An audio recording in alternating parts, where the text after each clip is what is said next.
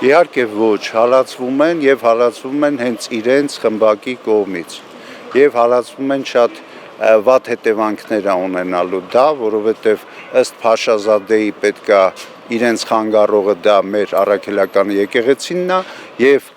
ամենայն հավանականությամբ նրանք գործում են այդ ցուցումը կատարելու համար։ Շատ վատ է, որ մեր իշխանությունը, որը ֆինանսավորվում է մեր հարկերով, կատարում է ուղիղ հակառակ գործողություն։ Եկեղեցու մասով ասեմ այն, որ այսօր եկեղեցու մաքրման ճակերտավոր մաքրման գործընթացին մասնակցում են անձինք, որոնք այսօրվա մեր հասարակության թերմացքներն են եւ շատ կարեւոր է, որ այդ հաղթանակի դեպքում մենք պարտվելու ենք ոչ թե գործող կառավարիչներին, այլ այսօրվա հասարակության թերմացքներին, որոնք առաջացումը կամ կենսագրությունը շատ կասկածելի է եւ որոնց վրա անգամ կան քրեական գործեր հարուցված, կարամ ասեմ ազգանուններ,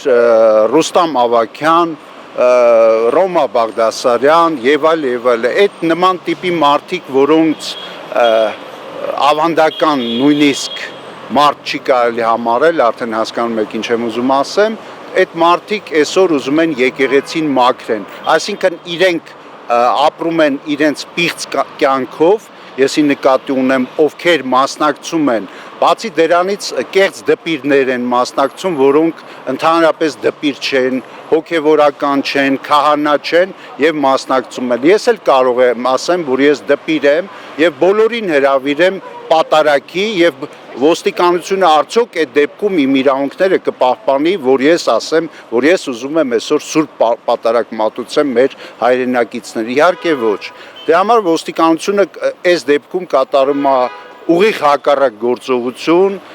եւ պաշտպանում է այն անձանց, որոնք պղծում են այսօր եկեղեցին, ի նկատի չունեմ իշխանությունը ինչ է անում, ոնց է անում, բայց գործիքները տվյալ դեպքում հանդիսանում են այդ մարդիկ, որոնց անգամ եթե մարդիկ իմանան նրանք ովքեր են, իրանք շատ վատ կզգան, որ իրենց հետևից գնում են, անգամ եթե իշխանահաճո գործողություն են դա համարում, աշխատանքից, պաշտոնից դրդված են կատարում։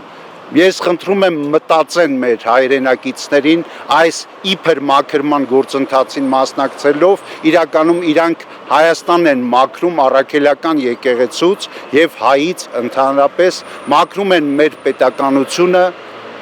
Ես շատ կուզենայի, որ մարդիկ մտածեն, երբ որ նմանատիպ գործողություններ են անում եւ մասնակցում են այսօրվա այդ կեղծ պատարագներին։